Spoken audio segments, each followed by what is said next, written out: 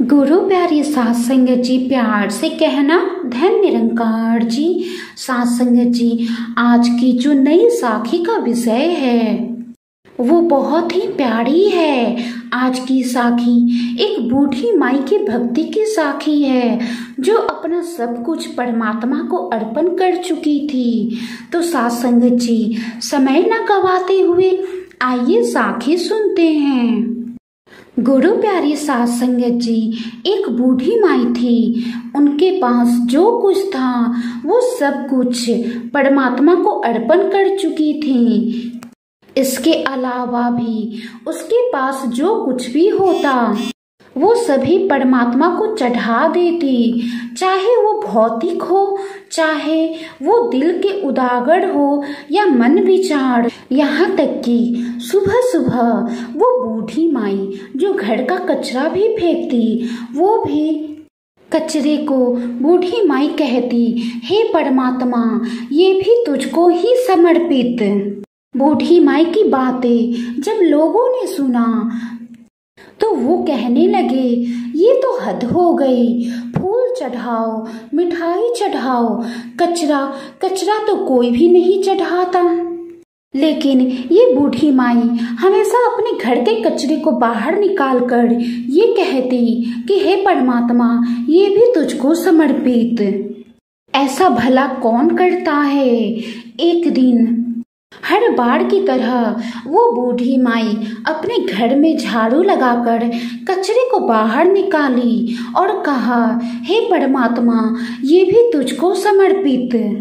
ऐसा करते हुए उस बूढ़ी माई को एक फकीर ने देखा तो उस फकीर ने कहा, माई थोड़ा रुको, मैंने बड़े बड़े संत देखे, पर तू ये क्या कर रही है। तू परमात्मा को ये क्यों कह रही है कि हे परमात्मा, ये भी तुझको समर्पित।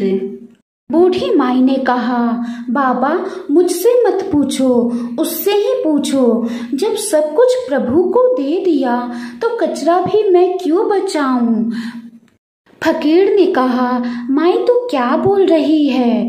तब बूढ़ी माई ने कहा, बाबा, मैंने अपना सब कुछ अपने परमात्मा को अर्पण कर दिया, तो मैं ये कचरा क्यों बचाऊं। ये कचरा भी मेरे परमात्मा को समर्पित। बूढ़ी माई की बातें सुनकर फकीर वहां से चला गया।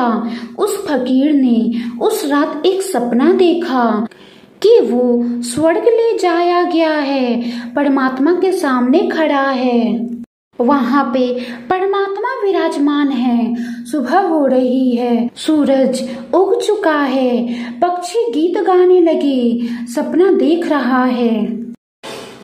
और तभी अचानक एक टोकरी भर कचरा आकर परमात्मा के सिर पर पड़ा और प्रभु ने कहा, ये माई भी एक दिन नहीं चुकती। तब फकीर ने कहा, मैं जानता हूँ इस माई को, कल ही तो मैंने इसे देखा था और कल ही मैंने उससे कहा था कि तू ये क्या करती है। घंटे भर वहां रहा फकीर। बहुत से लोगों को जानता था जो फूल मिष्ठान चढ़ाते हैं, लेकिन उनका चढ़ावा तो कहीं नजर नहीं आया। तब फकीर ने परमात्मा से पूछा, प्रभु, फूल चढ़ाने वाले लोग भी तो हैं जो सुबह सुबह से ही फूल तोड़ते हैं, आसपास से फूल तोड़कर चढ़ाते हैं, उनके फूल तो कहीं गिरते नहीं दिखते। परमात्मा ने उस फकीर को कहा, जो आधा अधूरा चढ़ाता है उसका यहाँ पहुँचता नहीं। इस माई ने सब कुछ चढ़ा दिया है, कुछ नहीं बचाती, जो है सब चढ़ा दिया है, सब कुछ समर्पण कर दिया है। समर्पण का अर्थ है सम प्लस अर्पण। समर्पण का अर्थ हुआ अपने मन का अर्पण कर देना। अपना जो सब कुछ चढ़ाता है उसका ही मेरे पास पहुंचता है। गुरु प्यारी सात संगत जी, कहने का भाव है कि सारी उम्र भर हम अपने अहंकार को ही नहीं छोड़ पाते, हम दूसरों को बिना लोभ कुछ अर्पण भी नहीं कर पाते। परमात्मा से कुछ पाने की लालसा से ही हम परमात्मा को प्रसाद चढ़ाते हैं। लालसा पूर्ण नहीं होती तो परमात्मा को ही बदल लेते हैं, जबकि परमात्मा तो एक ही हैं, भगवान तो एक ही हैं। साथ संगत जी, समर्पण संपूर्ण ही हो सकता है, अधूरा नहीं। गुरु प्यारे साथ संगत जी, कहने को तो हम ये कहते हैं कि सब कुछ परमात्मा का दिया हुआ है, तो सब कुछ परमात्मा को समर्पित, पर क्या पूरे मन से, पूरे भाव और दिल से हम परमात्मा के प्रति समर्पित हो पाते हैं? ये अपने आप में विचार करने की जरूरत है।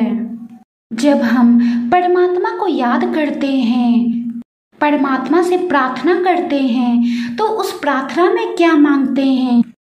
क्या हम परमात्मा से परमात्मा को ही मांगते हैं, या परमात्मा के सामने अपनी इच्छाओं की पूरी लिस्ट रखते हैं? ये अपने आप में विचार करने की जरूरत है कि हम कितने परमात्मा के प्रति समर्पित हो पाए हैं, हमने कितना कुछ परमात्मा को समर्पण किया है, और हम भक्ति की कौन सी ऊंचाइयों तक पहुंच पाए हैं। गुरु प्यारी साथ संगत जी, वाणी में कोई त्रुटि हो तो बख्श लेना जी। साखी को लाइक करें, शेयर करें और कमेंट बॉक्स में जरूर बताएं कि साखी कैसी लगी। गुरु प्यारी साथ संगत जी, प्यार से कहना, धन्य निरंकार जी।